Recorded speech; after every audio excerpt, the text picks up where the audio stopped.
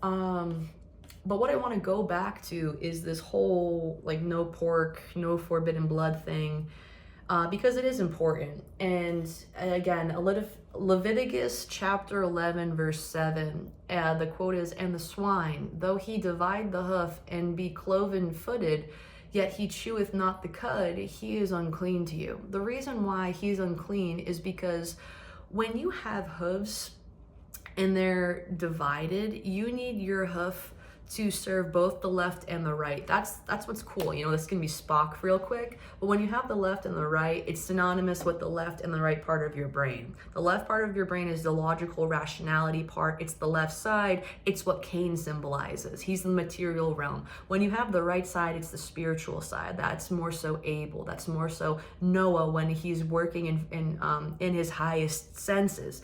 He's symbolic, or Christ, Jesus Christ as an example, right? He was born aware of the right side of the brain. That's why the first people who visited him were shepherds, because shepherds watch their sheep, and sheep are divine thoughts.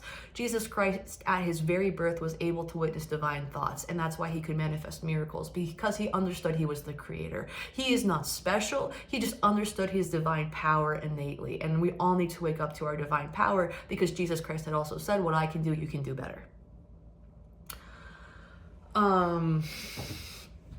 So here with the hooves, though he divide the hoof and be cloven-footed, which is a good thing, he does not chew the cud. So that's why he's unclean.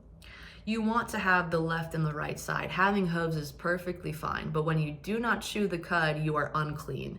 And this is the most hysterical part, because all the Jewish people who think they're the chosen ones, because that's what the religion technically kind of like embodies, and all throughout history, which isn't the case at all, it's the tribe of Judah that are the chosen people, and they're the children of the east. And when you look east, you're looking to the right, and when you're looking to the right, what does that mean? You're using the right side of your brain. You're tapping into consciousness. You're tapping into light.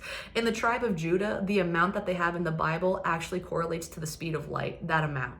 So the Jews are not the chosen people. The Catholics are not the chosen people. The Muslims are not the chosen people. I don't care who you believe in. The people of light are the chosen people. And those are people that dwell on the right side of the brain. When you don't chew the cud, it means you're not thinking anything over. You're not mulling anything over. You're not diving into anything symbolically. You're not taking any thought. You're not taking any thought that matters, because I know it's hard to say, like I say, it says take no thought in the Bible. Okay, Michelle, well, you're telling me to take no thought here. It's like, you're telling me to take thought, you know, it can sound confusing, but there's taking thought when your mind is taking thought, and there's taking thought when you're allowing God to give thoughts to you. And when you're interpreting the Bible, you need to chew the cud. You need to think it over through the way that God will give you thoughts, right? You need to mull it over, you need to meditate, you need to sit on it. That's why when people say, I need to chew this over, right? I bit my pen, no pun intended, I'm just into this stuff. But I get really like animated, so I'm sorry. But when you have to chew something over, you have to think about it. You don't just make a decision based on your mind's thoughts, you make a decision based on something that feels right. And feeling thought comes from intuition.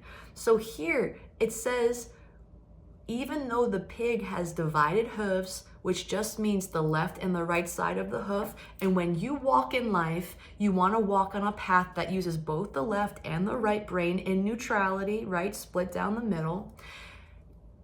But the pig doesn't chew cud, it's not clean. You need to access the left and the right part of your brain equally and in balance. And you need to ruminate on things and think them over before you act. That's what this means. And yet the Jewish people who claim pigs are dirty do not sit with their books and interpret this and chew it over to understand what the heck this even means. I'm not blaming Jewish people. I'm not saying I'm right? But I'm saying there's a point here to be made. Whether it's right or wrong, that's up to you to decide.